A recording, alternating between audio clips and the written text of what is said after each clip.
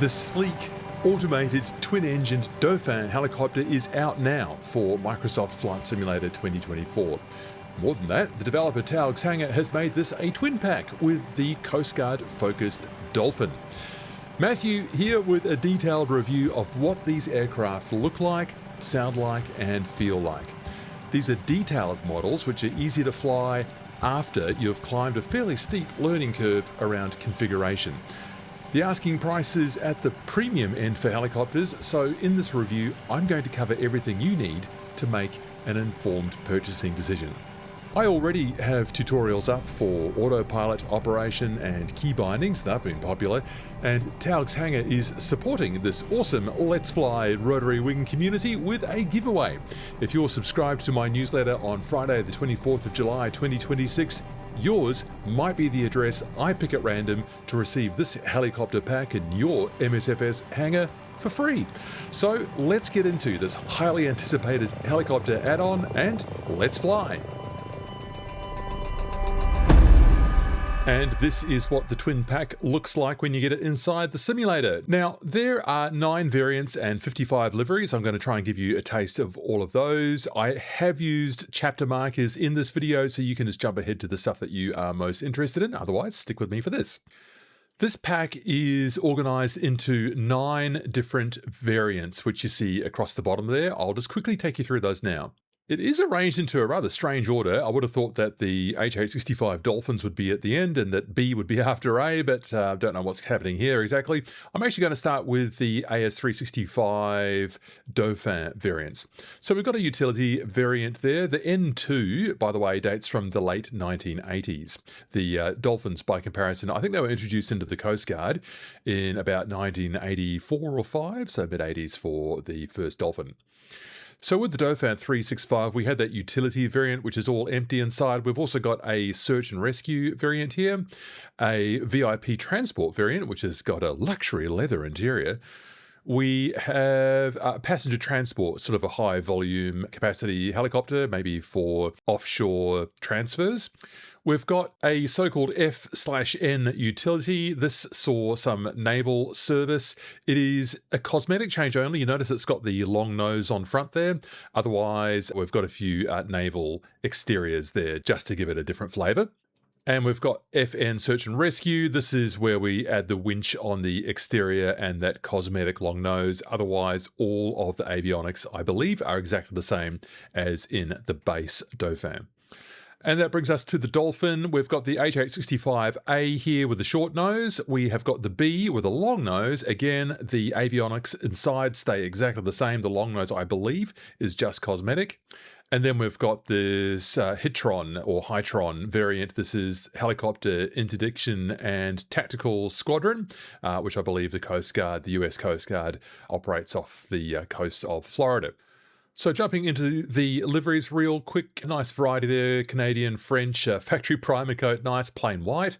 Those CHC helicopters will be familiar to anyone who's watched helicopters going offshore. A Swiss variant, a Australian helicopter with some American registrations. Those McDermott helicopters operate there as well. Turkish, which is rare to see, and Royal Navy. Lots of liveries in the search and rescue variant, French Navy, Iceland, Germany, France. Those London air ambulances are always popular. Love to see another Greek aircraft represented here, Italian and Japanese. Scroll a bit further, Matthew. There we have a North American.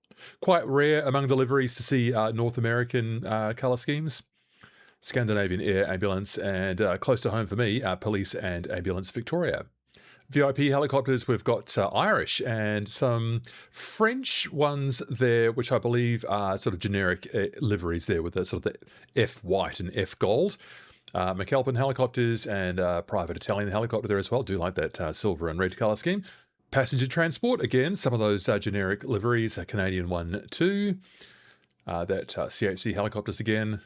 Swiss and McDermott, you see there's a bit of repetition when they just give a different exterior skin to an aircraft with a different interior. So the passenger transport has that high volume seating.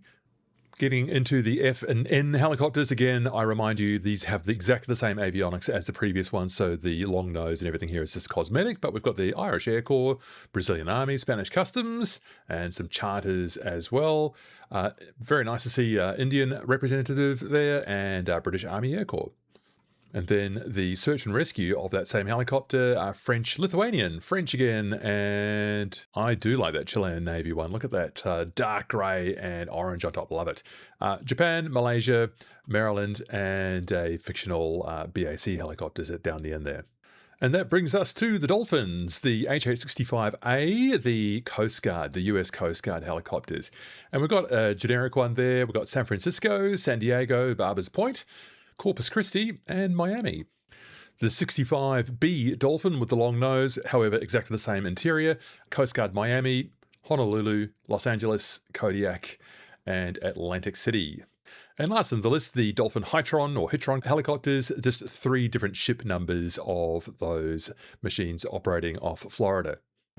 Bienvenue à Marseille. Here is the Airbus Helicopters factory at Marignan, Marseille, and here is the walk-around of the lovely VIP liveried N2 Aerospatiale AS365 that I've got lined up for you. And so I'm just going to remove the socks up there and get the little covers off down there. And one last cover to take off on the walk-around, and that is up here. I'll give you a fly-around next. Well, let's start to have a look at the exterior here. I've just used the tablet in the cockpit to turn on some of the exterior details here. We've got that external power cart plugged in. It does seem to be sinking into the ground a bit. Let's hope they get that sorted soon. And so let's just start to get in and look at some of the detail here. That's reasonably close up.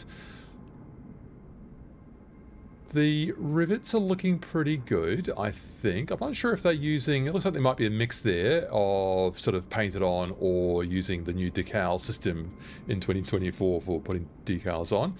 I'm liking that dappled finish there as I really put my face very close up to the nose cone there, and just sort of beautiful color reproduction there as well with this sort of royal blue color. I think that's looking pretty good.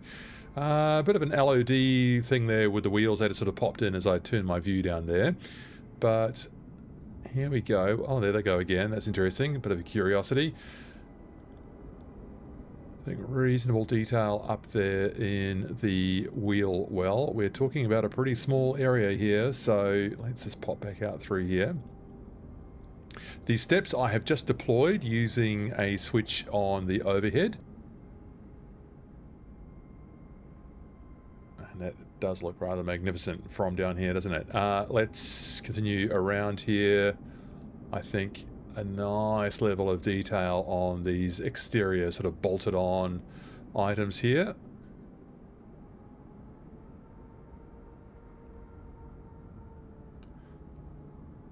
Aft or main landing gear. Again, nice texturing. And reasonable level of detail inside there as well, I think. So in the Dauphin we have a horizontal stabilizer there with these 2 outrigger vertical stabilizers in. It's a bit hard to read the angle of those, isn't it? That looks like the left one is sort of straight ahead there, but this one, that looks like it's pointing into the aircraft. So it's a little bit asymmetrical, so it seems, the design of the vertical stabilizer there. Interesting stuff. And the Fenestron tail rotor, pretty innovative stuff still when this first flew in the 1970s, though this is a 1980s, late 1980s version, I do believe. There's your level of detail in there. Fenestron, I've looked it up, means small window. So that's what that device is named after. The enclosed ducted tail fan there. Reasonable level of detail up here as well. Now, here's something I like. Just look down the side of the fuselage there, and we get that slightly buckled, dimpled, weathered appearance there in the panel. I think that's really effective and looks really quite special there. And just the way the light's just playing across maybe the tail boom here, we can just see as I'm moving through there, the light playing across it, I think, is very effective indeed. 2 turbo mecha turbines up here, closely related to the H125 variant. The engine is modelled inside there. There's an aircraft taking off behind me, evidently. I just forgot to open up those engine covers, so trust me, this is actually all modelled inside there. Very nice work. Ventral details there for you. There is a fuel jettison system that I've not chosen to enable on this fly through. Maybe just a little bit of polygon evidence there on the edge of that step, and possibly the fuselage there as well. And I just popped back inside so that I could do the walk around view to pop those engine hatches for you. Lovely views there on the grills there to protect the inlets. And there is your Turbomeca Ariel in glorious rendering there for you to enjoy. Different materials and reflectivity used on some of those objects too. And I realised I had to be in the walk around to just pop open this hatch there. You can, I think, just about store your golf clubs in there if you want to. These hatches are all animated, and there's some nice sounds here as well. Good. And a look at the main rotor hub as well. The main mast you can see is angled forward. Very good. And there are our composite blades, which do a lot of the flexing required for the helicopter to have its correct performance. I'll try to remember to show you what the cyclic and collective controls do to this. It's all animated for you. Very, very good work. And yeah, that's the close-up view right inside the rotor hub there. Looking good. Maybe if I'm being critical, a reasonably simple texturing in there, but I think from any kind of distance, it's pretty good work. And I think one particularly effective aspect here is that blade droop. Really effective. I think that's just looking just terrific. That blade droop does look lovely. So much so you wouldn't want to be bumping your head into that forward blade there, would you? It's quite low. And speaking of minding your head, time to get into this cabin here, up the step, and into our VIP cabin fit out here. Leather seating. Some nice detail up there. I don't know that any of that's functional. I've just tried to click those before. I didn't find any click spots on those. And all important in-flight beverages included, I assume, in that cabinet there. Before we fly through into... Whoops, a bit too high. Before we fly through into the cockpit over here. We will, of course, get into this in full resolution when we get flying, but the overall vibe in here, reasonably weathered appearance on this late 1980s, perhaps early 1990s looking panel. Scratches and wear, I think, looking pretty nice. Custom instruments, I possibly have seen higher resolution and higher detail than that, but I think from any reasonable distance that is perfectly serviceable. Nice lighting effects there in the warning panel. It's not modern LED or LCD technology. I think that's looking pretty good. Perhaps just a very slightly shiny look to the combing there. But it's not too smooth. I think it's looking overall effective. My pilot's managed to get deeply embedded with the pedals there. And this is always a bit of a tell, isn't it? Like, what's it like in these places where you can barely see? And you can see that they've not skimped on detail there. Maybe some slightly shiny, simple textures used, but that's not going to bother you in any realistic scenario. Standby compass looking just fine, and here's our overhead panel. I've left all the lights on so we can enjoy that lovely, almost phosphorescent look there.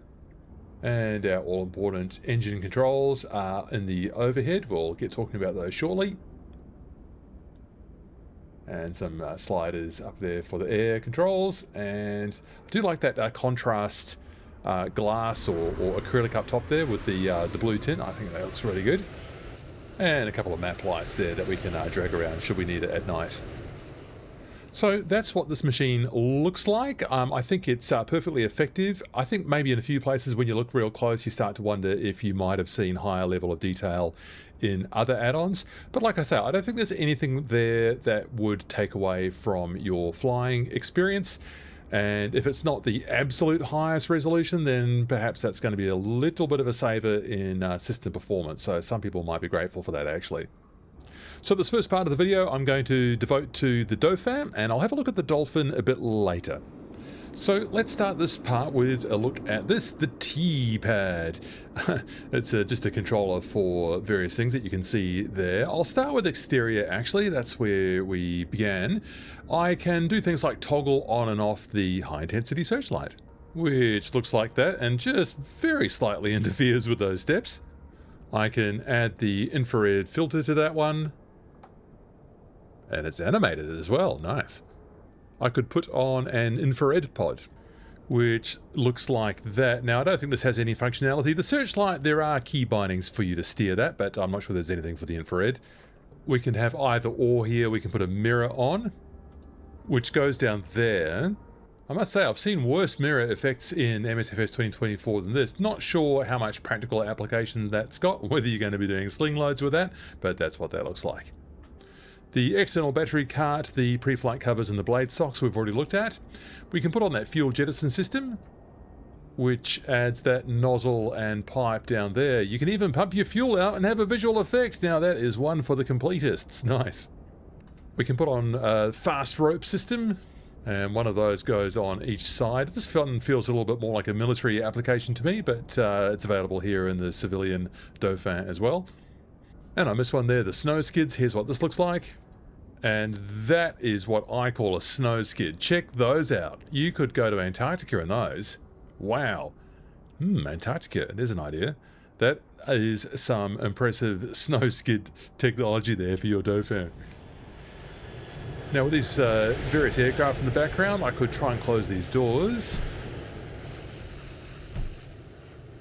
That attenuates some of that outdoor sound, I think, a little bit.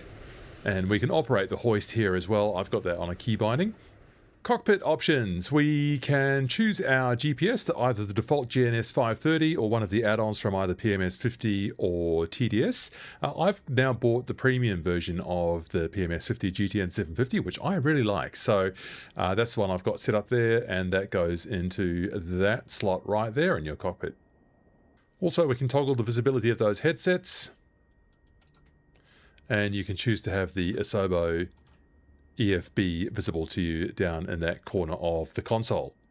I'm going to come back to gameplay. We've got a weight and balance system over here. We can load in our fuel, and we can put some cargo in. I just remain a little bit confused about how this works, because this one doesn't seem to load passengers in. If I do want to put passengers in the back here, I need to use the Asobo system over here, so I can load that, and then we get our, hello people, we get our French passengers on board here. Lovely. So looking at the fuel, I do gather that this persists between flights, so you do want to be aware of what you've got in here at all times. Then you've just got these presets, a very lightweight firefighting one. You can full all the way up, and you can go for the extended range tank there as well. Autopilot, we have a doubling, shall we say, of the autopilot controls. So all of your autopilot controls are doubled up here. So if for any reason you're finding it difficult to manage them down here or down here, you have got a repetition of those controls up here. I've got mixed feelings about this, and I'll talk about this in a bit more detail when we get to the Dolphin. I think I'll go off with that external battery cart now, so because the batteries are not connected, everything powers down, that's expected, just so that I can show you the heli tow cart. Now this is a feature that I really do appreciate. We have I've just turned the wheel brakes off so I can move around the helicopter like this as if it's on a cart. So this is going to be really great for lining yourself up into the wind. If you need to, if you've got a strong wind or crosswind, you can sort yourself out by asking the ground crew to steer around your helicopter like this. Thank you. Now, gameplay. This one is of very high importance. So this gives you a bit of a sense about what's going on here. At the moment, I've got the Moza AB6 plugged in, so I have turned off spring-centered joystick, and I have enabled fly-through mode. I'm just going to have to show you that a bit later. But in my experience, fly-through mode can cause real problems on spring-centered joysticks. And this is all covered in the manual, which I will bring up there for you now. And this very important page is on page 77 of 117 pages. This manual is a big one. So This tells you the recommended settings for those controls, depending on what hardware you've got. I did have a spring center joystick with modified or very weak centering springs, so I needed fly through off for that. And that was something that was causing me a great deal of difficulty when I was first trying this out on the Orion 2 spring center joystick. So I'd left that on and I was getting very strange results with the autopilot and with handling in general. So this tells you what you're supposed to do with those settings on the pad according to your hardware. Make note of this now. You will need to address this before you go flying, otherwise you may very well become extremely frustrated, and you can find this on page 77 if you think that would be useful to you to deal with that first. And the last thing I'll point to in here are these AFCS enunciators. So just look in this panel over here. Let's make sure it's in the center of the screen for you. Pitch, roll, and you'll look under there. I'm going to turn this on, and we just get the addition of these two new lights in here. Watch what happens. I've got to lean over a bit here. Watch what happens when I hold down my trim release switch. The green light there comes on. Now, that does not exist in the real helicopter, but that is super useful for diagnosing problems in your Dauphin helicopter, because a lot of people are running into configuration and setup problems. So I am going to have to talk about that for a minute. So this is a complex helicopter. It is actually very simple to fly once you've got it all set up.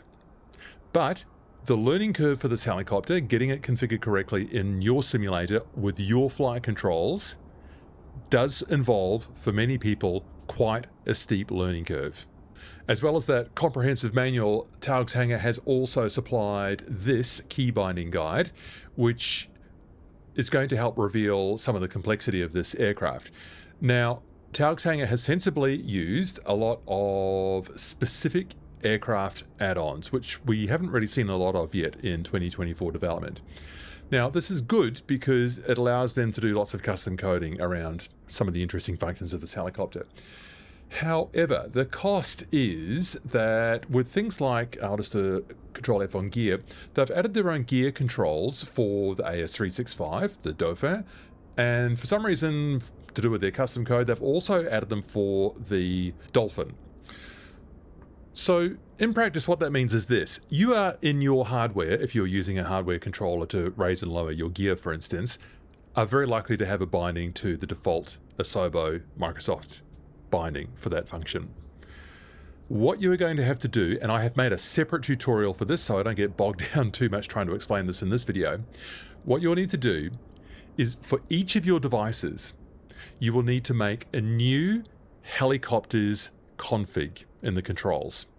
In my case, that looks like this helicopter's controls. I've called it 365 and 65, the Dauphin and the Dolphin. And so in that config, I've deleted things that might be double ups. Any of the trim controls, those landing gear controls, for instance. If you've got autopilot switches on your hardware controller, you will need to unassign those. And then the next step is you make a specific config for each of the two different aircraft, the Dolphin and the Dauphin. So here you can see I've got my AS365 specific config in here for this device, the AB6. And so onto that, I'll do my trims. Onto my throttle, I will have a specific config to add my gear up and down, maybe autopilot controls if that's relevant to you. So that can be seen as a bit of a chore, although once you've got it working, it works really nicely. As I say, I've already done a tutorial for this. You could check that out separately and have me walk you through all of those steps. This has tripped a lot of people up. I've had some people who are actually actively unhappy about this and feel it's too complicated and that it's reduced their enjoyment of this add-on. I asked them to persevere because I think this is a good helicopter and it is worthwhile, but I just don't think a lot of people anticipated the learning curve to come to grips with these unusual controls, but these very comprehensive ones to allow you to make full use of the add-on that you paid for. Well, back inside and let's get this thing started up. Thankfully, there is a pretty comprehensive checklist. I've found a couple of strange things in here. I'll talk about that as we go. So we do have 3 levels. I'm on the expert level right now. You could just do the quick one. I might just try the advanced one and see what happens here. But on the outside, we've done the pitot covers, we've done the engine covers, we've done the blade socks, and all of these other ones I'm not sure are actually checkable on the outside yet, so we'll just say that they've all been done. Good, so that I can get the all-important tick up here. Fuel filters, main rotor blades. Yes, everything's fine. Great. Interior checklist. Yes, let's say the cabin is all fine. Yes, the condition. Oh, I don't know. Maybe I could just polish that panel down there over there a little bit. No, it's fine. It's fine. Passengers are fine. Doors. Yes, everyone is fine. Jettison mechanism snap wired. Here is the jettison mechanism. I don't see any click points there, so I guess that's a point that doesn't strictly need to be done. Fire extinguisher. I have looked all over the place in this VIP cabin. I cannot find it. Circuit breakers. Yes, well, we have circuit breakers modeled here, but you notice that none of them are clickable and animated, so therefore there's no circuit breaker functionality in this aircraft. Yaw pedals adjusted. Well, I don't know that we can adjust them, and why would we need to in a simulator? They're all fine. Pre-start checklist. All switches off. Well, they're off down here. Up here, I just am a little bit uncertain about this. For instance, which one is it now? The cyclic trim feel switch. If I were to turn that off now, I don't think there's any point in this checklist where that gets turned back on again. If I'm wrong about that, I'll just have to give myself a stern telling off, but I just don't believe that I do want to turn that off because it won't come back on. We can turn the horn off though. Hydraulic isolate, I think we get to check that later. The step will close that now, and I think that's all fine. Switches are all off. Voltmeter reading, that is down here. So we've got volts and amps expressed as a percent, so that's an interesting one. So you've got a rotary knob here. We've got no volts on, that's not moved at all, so we've got no volts anywhere in the system. If we had the external power cart on, we would get something there on external, but nope, that's all blank, so that's fine. Battery contactors, check battery switch 1 and battery switch 2 lights are out. If not, repeat operation. That's after turning them on simultaneously, on and on. Okay, so the battery switch lights have gone off. 1 and 2 are off. Good. And what's our voltage situation? Go to bat, and there we go. So we've got volts on the battery, and we're pulling 50% of our amperage. Instrument lighting as necessary. Oh, I like a bit of instrument lighting, so I'll just turn all these up just a little bit here, and oh, that was down. There we go. I like a bit of a green glow. So upstairs in the overhead, fuel flow control levers. I've got these on sliders on my throttle controller, so those are all the way back now. Perfect. Fuel shut-off control levers, those are these two over here, so we make sure those are both forwards, as number 1 is over there as well. Perfect. Rotor brake control is fully forward. Static pressure selector is here, that is on normal. Oral alarm system, horn is supposed to be on. So we turn it on, we get a little warning there, and the horn light is extinguished up there. ATC transponder is on normal. Steps are closed, I checked that before. Position lights and anti-collision lights can now come on. That's 1 and 2. Pre-start systems test. Indicator lights are up here. We hold down the test, they all turn on, and the alarm button is now flashing, so we acknowledge that. Check, check. Engine fire system test. We just test these lights. Fire is on, fail is on, engine 2, fire is on, fail is on. So that's all working. So in this system, we turn the generators on before we start, so that's on, and then the inverters too, on and on. The emergency electrical cutoff is a switch here. If I push that down, everything would turn off. I want to make sure it's up. It is. Landing gear. So we've got 3 greens. It is down. It is protected by the pin. I'll just confirm that the switch on my throttle is down. It is. And we can also remove this safety pin here. And where does it go? It just loops here over the parking brake control over here. Altimeter is set. Nice use of a subheading in the checklist here. Fuel management panel. That is down here where I'm circling right now, and then we're going to pay attention to these lights as well, and we can even watch the fuel pressure. Fuel management panel, we test here and we see the fuel quantities come down and the green light up here on the small tank. That's all fine. Booster pumps 1, 2, 3, and 4 all come on, and we wait for the lights to come off upstairs as well. On, and we can see that pressure coming on up here as well. On and on. So that's 2 pumps on each side, one for the supply tank, one for the feeder tank. The parking brake is now on and it's synchronized with my throttle controller, so that's fine. Nose wheel car steering. The Dauphin does not have nose wheel steering, but it does have car steering that you can control, and so that's locked and that's free. All right, starting engine 1. I've got the cameras on for this so you can see that I'm doing some movements here on the controls. I'm using the Moza AB6 today, which I'm finding is going really well with the Dauphin. It is centered.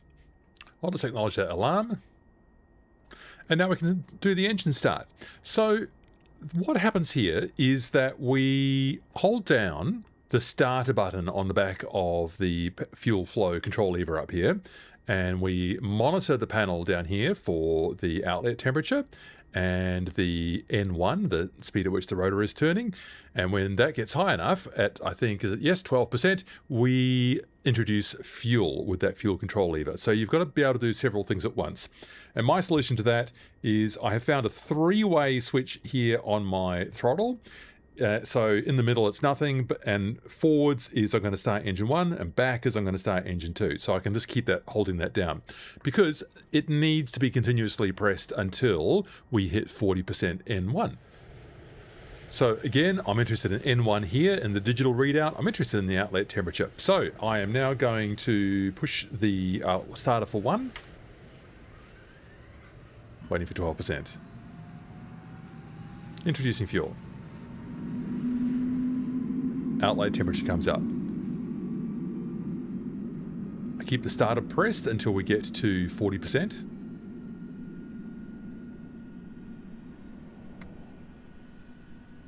And back into neutral there on the starter. You heard a click there. There's a detent in the fuel control lever. I didn't quite have it far enough forward the first time. I'm very grateful to Taog's Hangar for putting that click in there for the detent, so you can hear it click into place even when you're actually not looking up there. So we didn't have any... That's a notification that all the gongs are working correctly and alarms. And with that, I can maybe just mute that horn until we're finished with the startup. So now just advancing the fuel lever all the way out to 100. I'll show you what's happening up here. There's the lever coming forward as I advance the lever on the slider on the Orion 2 throttle.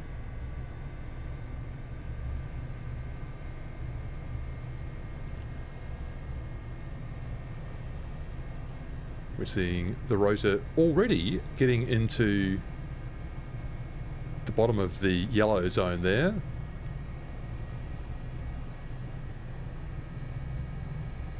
I'm slowly advancing the lever so as we don't overdo the torque. So I'm getting up to about 20% there just as I'm slowly advancing. I don't know actually what the correct limit there is, but I'm just playing it safe there. And it looks like the governor's got it now and has pulled the engine 1 RPM up to match the rotor needle there. That's perfect.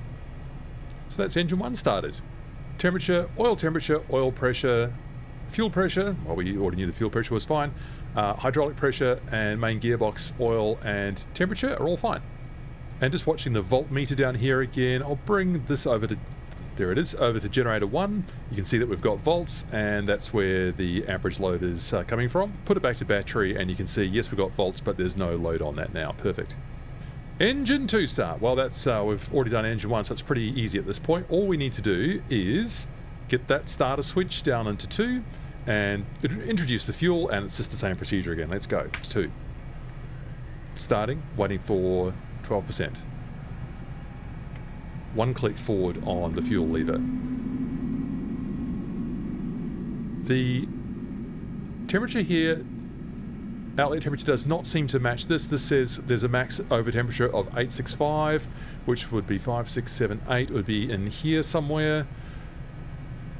So I wonder if this is actually for the Dolphin, these temperatures, because it doesn't seem to quite match this graph on here. And we've reached 40%. I can take that off I can take the starter off and continue to advance the fuel flow lever forwards. And there's that lever coming forwards. I don't think there'll be any torque demand on that engine because we've already got the rotor up to speed. So all the way forwards here, and you can just see the engine RPMs just balancing themselves out there. Perfect. So we are 100% on our throttles, and we have maintained or attained our preferred rotor RPM there. Perfect. And engine 2, we are all in the green. Everything here is looking good. The last thing we do, check that generator 2. We've got volts. We have got an amperage load that is now lower than what Gen 1 was because they're now sharing it. Perfect. Post-starting checklist. Ground power unit has been disconnected. Exterior lights is required. They're fine. Windscreen wiper selector not required. Pitot 1 and 2 heating. They are on the overhead. Pitot 1, Pitot 2, fine. Caution and advisory panel, all lights off. Well, I can tell you that one is going to be on because I've turned that horn off, so let's confirm that. Interesting. So we've got no hydraulic servo happening there, so that's because that was not cancelled in the checklist. Interesting, interesting. So we get that hydraulics on up there. We get that horn on over here. And now we've cleared the entire panel except for the autopilot, which we come to in a moment. Temperature and pressure check, we've done that. Engine and flight instruments are all good. Pre-taxiing checklist, autopilot, make sure lane 1 and 2. Okay, let's talk about this. In the Dauphin, here is our autopilot control system. Notice we've got 2 lanes of pitch, roll, and yaw control, and that's controlled with this lane 1 and lane 2 switch. If you use the expert panel there, you can run a test, and it cycles through all the buttons there. It looks kind of fun. And 0, that's 0 errors, so that's done. That comes off. So lane 1 is on, green lights. Lane 2 is on, green lights. Perfect. Radio navigation, radio communication is not required for this demo. Collective pitch lever. There's a note here about friction lock that doesn't seem to be represented here in the model. And the taxiing checklist just involves releasing the parking brakes. That's nice and easy. And so that means our startup is complete. I'll let you have a listen to the exterior sounds.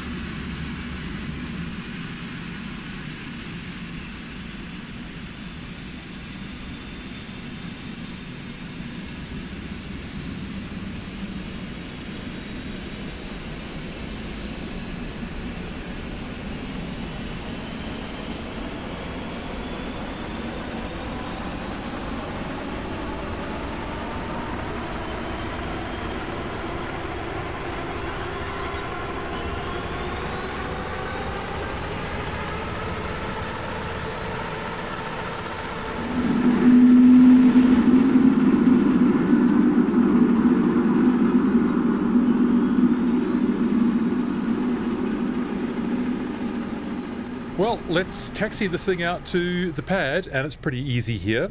We just need to do a 180 and then get out to that pad, which is just behind the fence over there. That's pretty easy. And a moment here just to remind you, if you get value out of what I'm making for you here, I would love it if you could like this video. Comment to let me know about your Dauphin experience so far, or what you think of what you're seeing so far in the video. And of course, subscribe to the channel will be really beneficial to me. So, looking ahead, and the mast of the Dauphin is canted forward, so we don't need a lot of forward cyclic to get moving.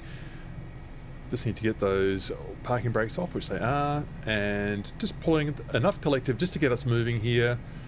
Left pedal, and just get ready with a bit of, so we're picking up speed, so I'm just going to reduce collective again. Enough left stick just to keep us balanced.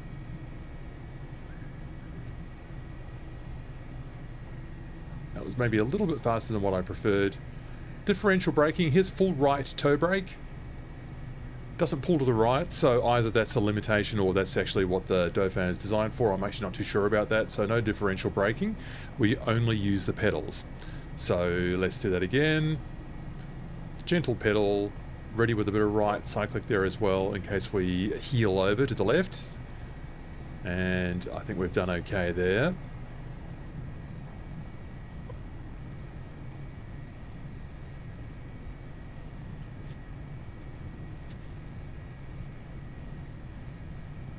Well, just about ready to fly. I'm going to show you what my Moza settings are here. I'm still very new to the Moza AB6, but I'm finding these settings are working quite well. If you don't want to use hardware trim on the Moza, you'll have the spring at 0 so that it's always just staying where you put it.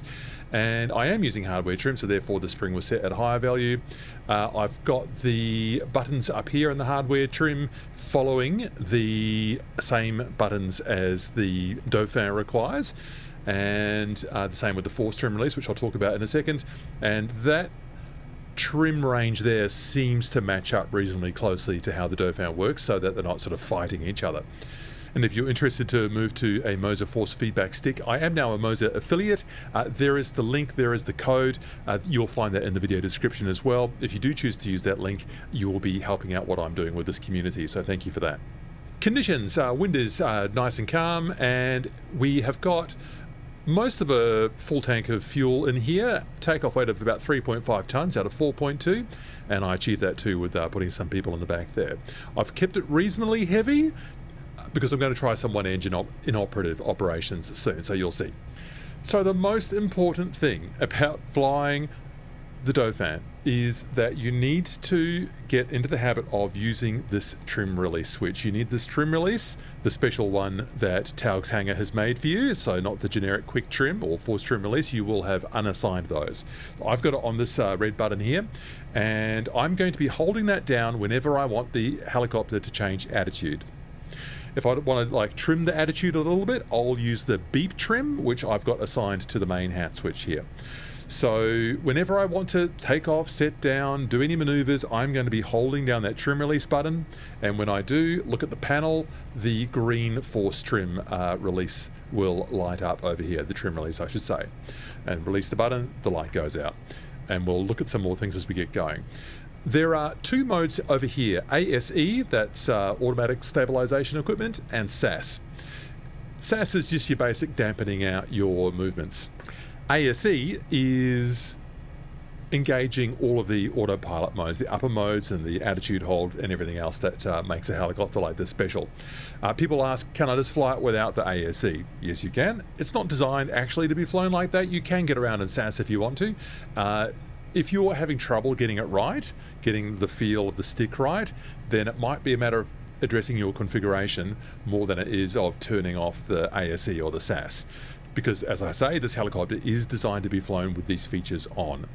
I will be making use of the trim release and the attitude hole and the beep trim on this short flight, but I'm not going to be doing anything here on the autopilot panel. I've covered all of that in another video, so please check that one out for a full tutorial on every mode of the autopilot here in the Dauphin. Time to take off. Exciting. Winds are calm, yes. So holding down the trim release and looking straight ahead. I also have my feet on the toe brakes because the helicopter will creep forward, and if I pull the stick too far back aft, we come into that limit there, so that's what I'm doing there deliberately, so we're going to stay out of there, and I'm going to continue pulling collective now, looking straight ahead, looking straight ahead. We are starting to get light now, and the front wheel's off the ground. Pull a bit more, and we are off. Be mindful of your attitude so that you don't creep too far forward or aft. I can release those toe brakes now. I'm still creeping backwards a bit, so just try and fix that. My finger is on the force trim release the entire time. If you don't like holding this button down, or if you don't have a spare button or something, you can put it on a toggle and just toggle it on and off. You can see when I've got it on because the green light on the panel is on. So that's a nice and stable hover. Here comes a pedal turn. I'll try and go all the way around. I'm just going to try and just keep the pad just in my lower right off the vision down there. so that I'm keeping an eye on whether I'm moving fore or aft. I'm actually descending right now. Let's fix that. That's correct. When you take away torque from the main rotor, the helicopter will descend in a hover. It's feeling pretty benign. You just need to be careful. I'm both looking out and looking down using that soft gaze so that I'm not just concentrating on just one area only.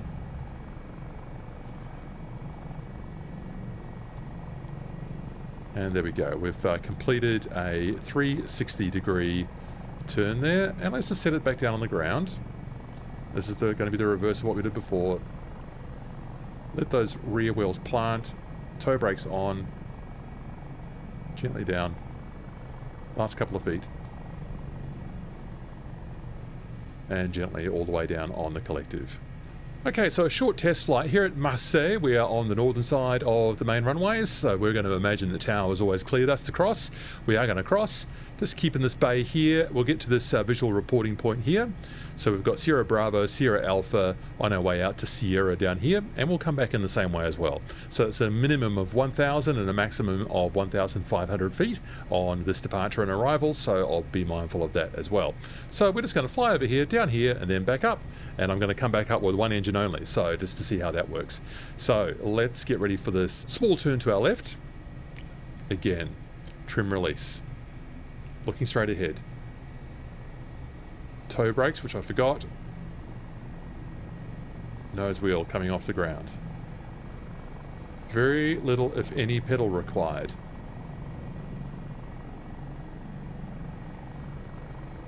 Temperatures and pressures are looking good. The warnings are clear. Let's get to the left now. And nose down. I'm just doing gentle movements on the stick, maintaining a healthy attitude there. Forward we go, picking up speed,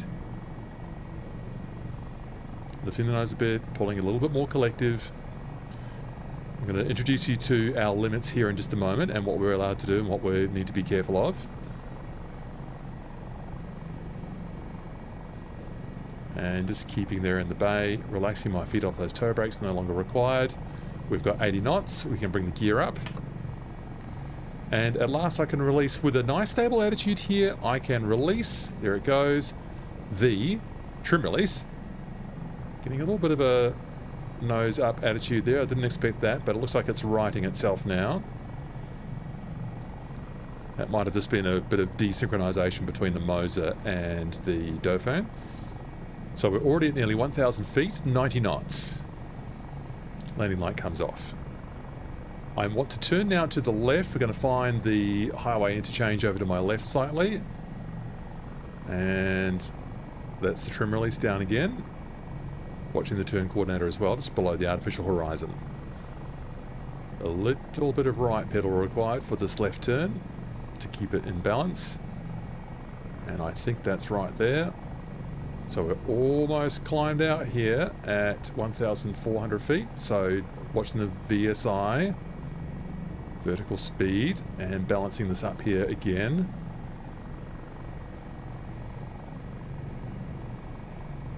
Concentration. Getting everything right. Releasing the trim release now. And little adjustments from this point as we have attained 100 knots, actually 120. Can be made with the beep trim. So we're still descending. Here's one beep aft. The nose comes up, as you can see. And the Moza, with the hardware trim on, the Moza stick just comes back a little bit as well to show that new center that we've got there. Pretty happy with this. Still descending, maybe one more click aft on the beep trim. Nose comes up. So our limits are expressed in two ways. We've got a torque limit down here. There's our maximum continuous torque for the gearbox when we've got one engine out. That's what that red limit there is. For both engines, it's way higher. That's the transmission limit. Got a little bit of turbulence here, just keeping an eye on things. We're fine. 1,250 feet still, good.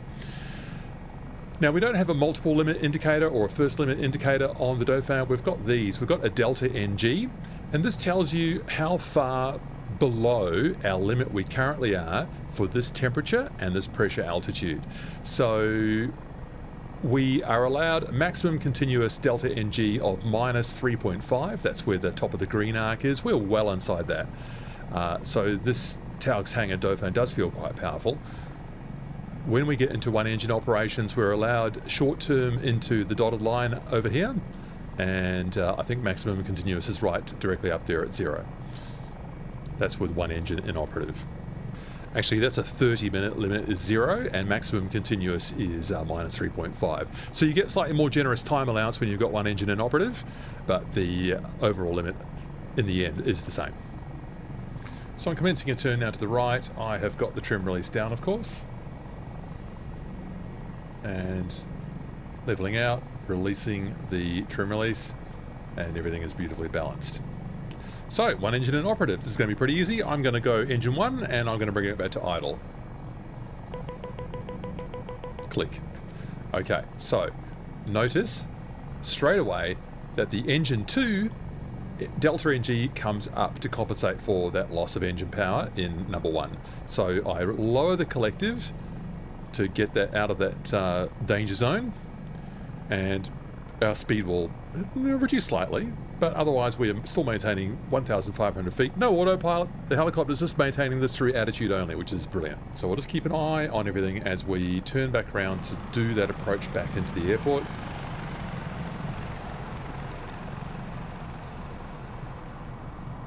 Leveling off, releasing the trim release, inspecting the level. Are we climbing? We are. We've actually climbed too much, so lowering collective.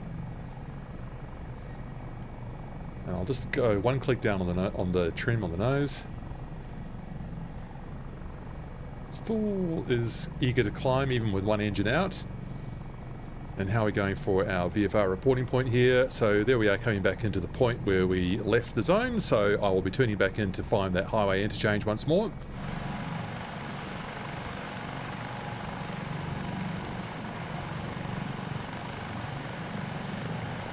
.120 knots, no problem at all. We are within limits on both torque and delta NG. Beautiful machine, powerful. Too powerful? Not sure. It just seems to be flying really quite easily right now, even with one engine out.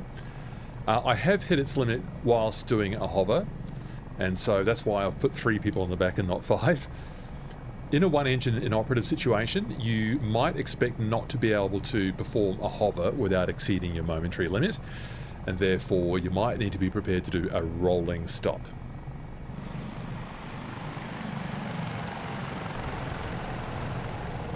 And there's our interchange. I bet the residents of Marignane will be well accustomed to lots of helicopter traffic over here coming in and out of that Airbus helicopters factory. Okay, so let's just get ourselves pointing back down there at the bay, and then the airport's just beyond. We're going to land at exactly the same helipad that we took off from. Trim release is in right now, and now with the nose coming up, I release it. And this is kind of miraculous. No autopilot. The attitude hold capacity in this add-on is fantastic. It just requires quite a bit of setup. It requires you to be mindful of what's in that tPad for your joystick. If you're using a lightly sprung joystick, you will need to disable the fly-through mode. The fly-through mode, by the way, is when I push into the springs and we get that blue light there that temporarily disables the trim, and when I let it get back into the center, then you see it rights itself again. So I can make a momentary adjustment. There's the fly-through again. You saw a little bit of chunkiness here where it came out. And then I release the stick, and the fly-through mode with the stick bringing itself back into the middle there brings itself right. Okay, so we're getting a little bit low now, 700 feet. I'm just going to point us back at the apron from where we took off, at the eastern end of the airport, right above the artificial horizon right now. Let's get that gear down. We're at 90 knots.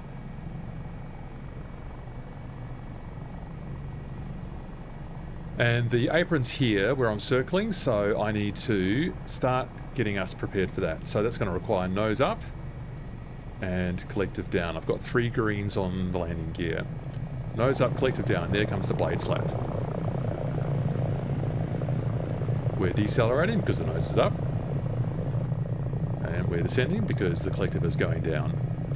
Now that looks like a good attitude right there. I'm going to release the trim release. This to me is miraculous. Look at that. Look at that. It's just come out there. So let's just get this re-established.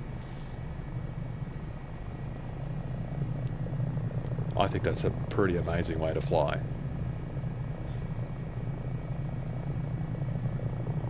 Back into the same pad. I'll just deflect my view so that I can see through this narrow gap here. Visibility not fantastic with this wide, we're fine, with this wide console right in front of me.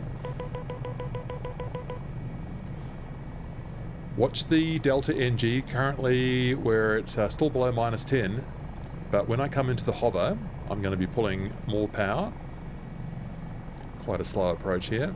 Just doing this very carefully. Trim release, as you can see, is in as I just maneuver to get right above the pad from where we took off. Look at that. That is pretty magical. And I'm still at a safe delta NG limit. You can see it's coming up because we're getting into ground effect now, and so less power is required, although you can see it's just wanting to come up there. If I had the helicopter fully loaded, it would be complaining right now. We would be in an area where we would not be able to maintain this hover and we would need to set down. So I'm thrilled with that. Let's let it settle down here.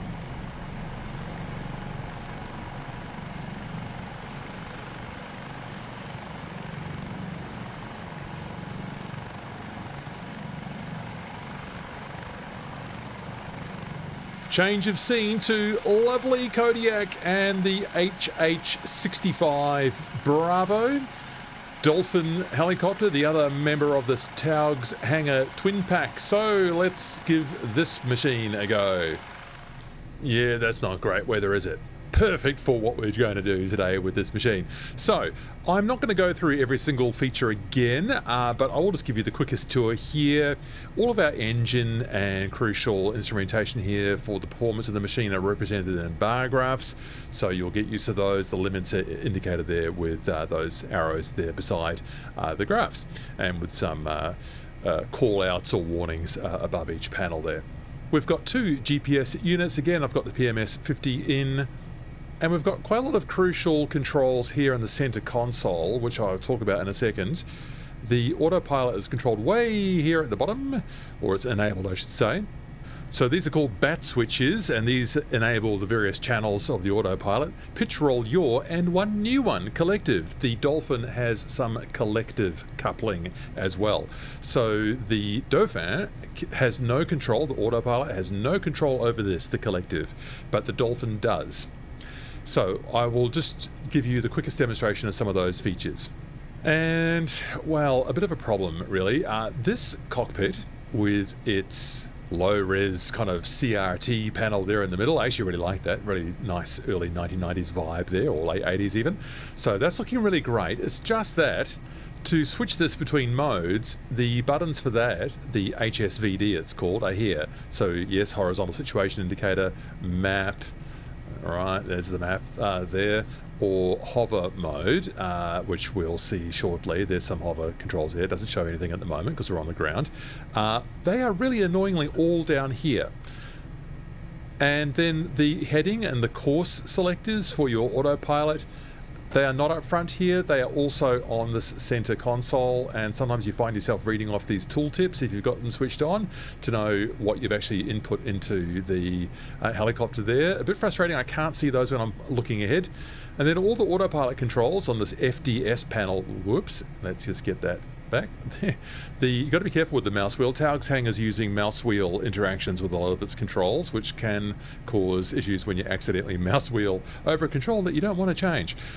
So a bit of potential for danger there. So there's our FDS panel, and there's our basic autopilot stuff across the top. We've got some interesting new modes down here, IASVS, where it holds both the speed and the vertical speed, which requires collective coupling, and hover augmentation, which keeps you at a set radar height over the ground, and T-hover, which does that as well, but also accounts for wind and should keep you in the same spot if you've got everything set up nicely. But all those buttons are down here, and all the action is up here. And so when you're flying over here, and I'll sort of show you, we're just with the head tracking here for a moment. Again, the console's quite wide. Sometimes I'm leaning over here a bit, and then maybe I'm trying to change stuff down here. I can't see it over here. This is not Taog's Hangar's fault, the layout of the 65 Bravo cockpit. However, I just wonder if there could be a couple more adaptations here to make this a bit easier to deal with. Yes, we do have this autopilot repeater up here on the tPad, but where to put it? I don't know. It's just like, could I put it down here? It's still sort of in the way. And then, if I'm honest with you, I don't really want to control my aircraft from this panel, this pad here, if I can help it. I do fully accept that for some people, maybe with gamepad controllers or limited controllers, having this on the pad here will be incredibly helpful. It's just for me, it just bounces me out of the real simulation a bit, and it's just a pity that I'd have to resort to using this tPad. It's the same sort of problem with the high performance group H145 and H160, which don't appear to be under active development anymore, but you had to, if you couldn't get all your controls set up nicely to cater for all of its needs, you found yourself with your head into this panel quite a lot, and I just didn't enjoy that a lot. That's just me. You may be entirely different. I'm going to put that panel away. I see a potential here for Taog's Hangar to maybe help us out a bit. I see a blank bit of real estate up here next to the indicated airspeed. And I wonder, please, Taog's Hangar, if you might consider giving an option to switch in a repeat of the FDS panel right up here. And yes, I accept that's not realistic because that's not what the original aircraft has, but it would be incredibly helpful from a simmer's perspective because it would mean that I could do more looking ahead without having to resort to the pad.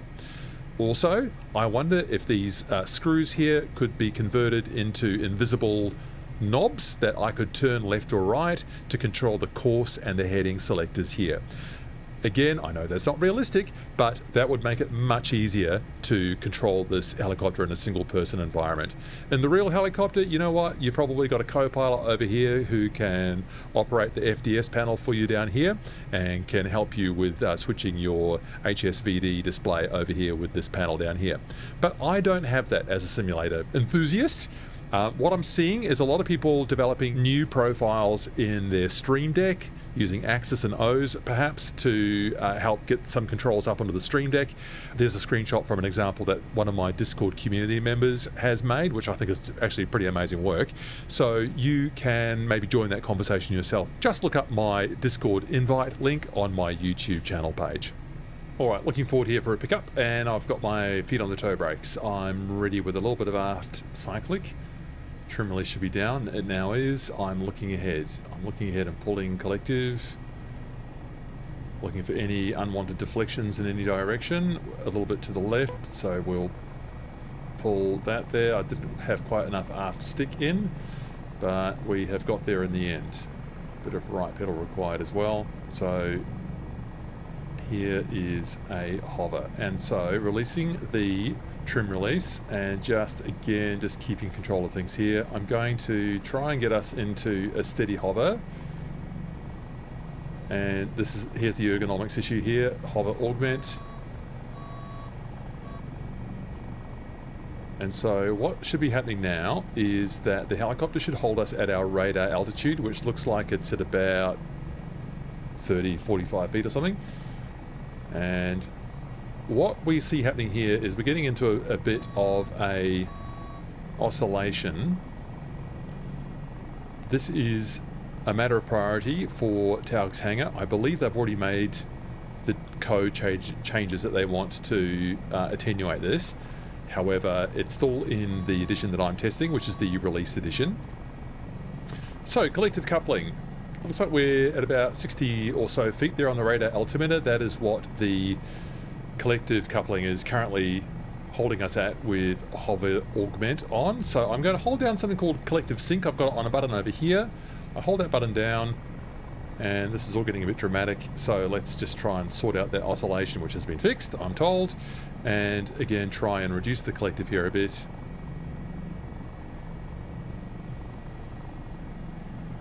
So we're below 50 feet now. I'll try and get us at 25 feet, which is there. Pull the collective. Now release the collective sync.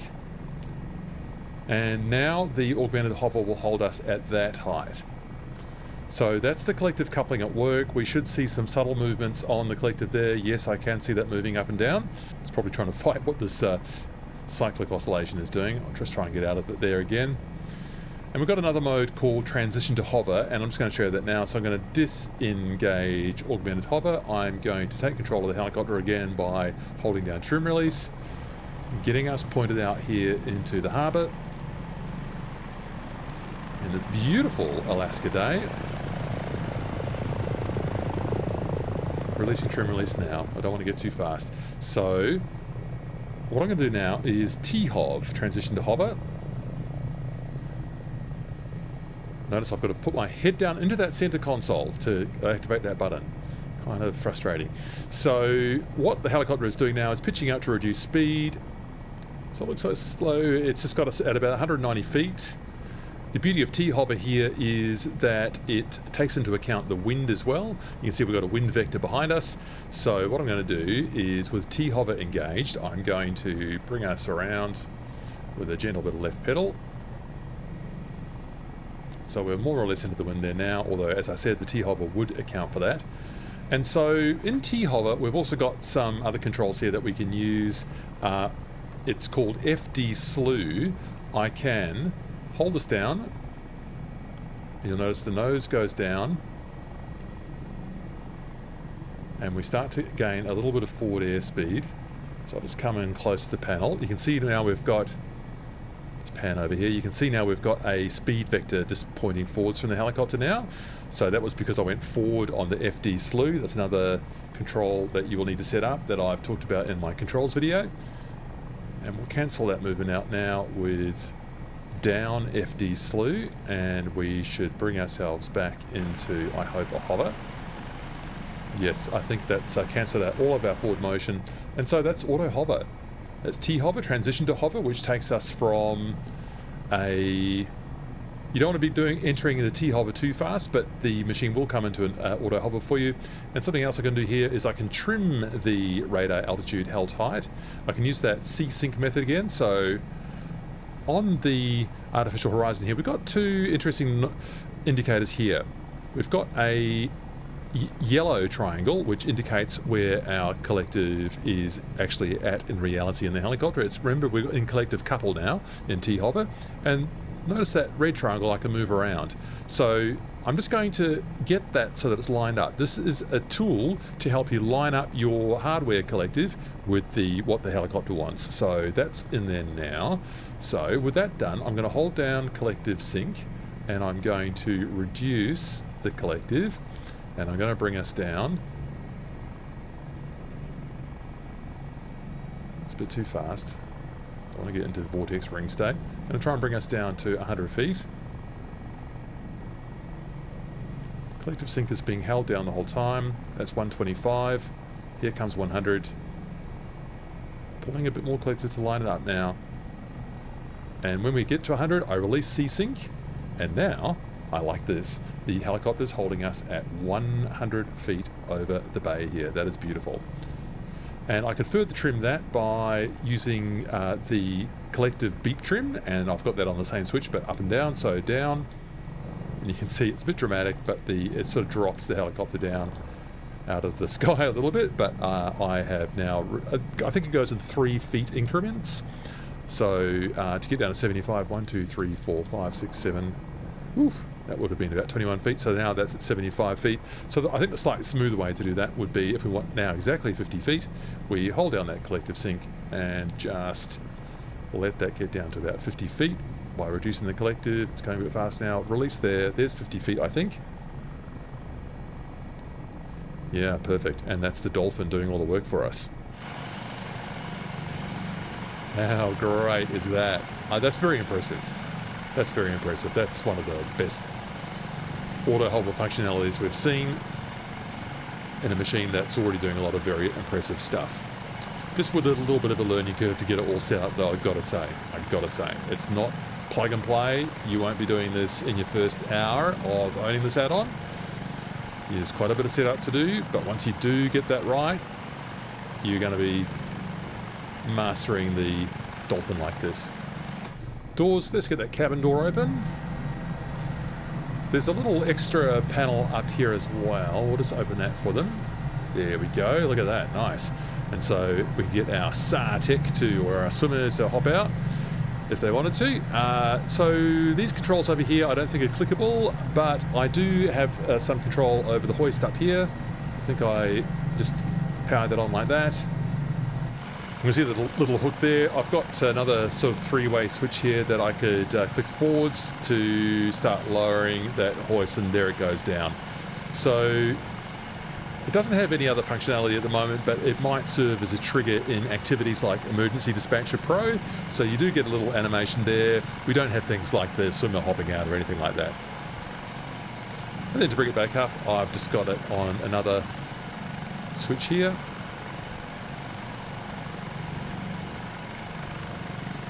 And there's our hoist coming back in. If you don't have enough switches, you could always just do it on here. In fact, I haven't got it all the way up. That's 8%. There's 0%. So the rescue hoist has been retrieved using the panel here as well. There we go. This one's selectable on the tablet as well. The Bambi bucket, probably not in great demand. Oh, I left that rescue hatch open up the top there. Probably not in great demand, the Bambi bucket, on a rainy day like this. But I'll just show you how it works.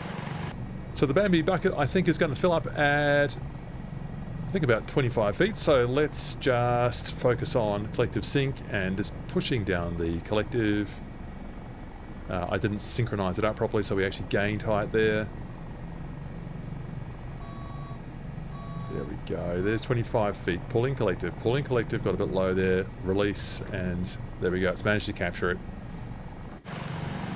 Oh yeah, there we go. There we go. Excellent work. Bambi bucket is in the water. I'm going to now use collective trim to bring us up. Collective beep trim, and there's our full Bambi bucket. That's fun. So up on the overhead, I need to be able to enable the power to the cargo, so that's on now. I don't think I'm imagining it, but this helicopter is very heavy and sluggish with all of this external load on. Water release, there it goes. There you go, take that. Damp outer suburbs of Alaska. Again, I think that's going to be fun when you link it up with some sort of mission capability, maybe the Miltech Mission Hub, or maybe other apps that come in the future that have those kinds of activities. So let's wrap this up and try to assess the value for you of this add-on pack, which is priced at the premium end of the helicopter market. For your local price, check out the MSFS 2024 marketplace. That is the only place you can purchase this. Now, this review and the Dauphin tutorials on my channel, these have all been a blast to make. It's a lot of work though, so if you get value out of all of this, please consider supporting me and my Let's Fly community here on YouTube with a like, a comment, a subscribe. There's also the Discord community. There's an invite to that in the video description. And anyone who's subscribed to my newsletter on Friday, the 24th of July, 2026, goes into the draw to win this Dauphin pack. Now, I think that's pretty cool, don't you? So, liveries. There's a good variety of Dolphin paint jobs for Coast Guard operations. I wish for a little more variety in the civilian liveries, particularly for North America. Visual quality is good. I think the Taog's Hangar aesthetic is always spot on. When I look closely, I see a few opportunities for higher resolution modelling and texturing, but then that's likely to have a performance impact. For me, as it is, this is running just nicely on my system with a 9950 X3D processor and a 5080 GPU. Audio quality, this is the best I've yet heard from Taog's Hangar. I appreciate they have a separate recording of the tail rotor to capture that characteristic droning sound. It's just that Fenestron sound in this launch edition seems to be emitting from the main mast. I've discussed that with Taog himself. That's now on his to-do list. I also want those interior sounds, particularly around the startup, just to be a little more prominent in the mix. Stabilization and auto flight systems. Wow, what a massive effort this must have been. The stabilization and autopilots are really impressive. In this launch edition, there are a few things that need to be smoothed out, and I'm told Taog's Hangar is treating these as a high priority. In my experience, I had some issues getting it to fly smoothly with my lightly sprung centering Orion 2 stick. If you're having issues, then it might help if you disable fly-through mode. I also noticed oscillations in the Dolphin's augmented hover and some harsh movements in T-hover. I think these are all open to fine-tuning, and I imagine we'll see improvements coming from the developer soon. I'm always hopeful that automated helicopters like this will attract more airliner sinners over to rotary wing, but in this case, it's not just a matter of engaging your LNAV and your VNAV. You're just going to need to check out my tutorials to see how you operate these particular machines.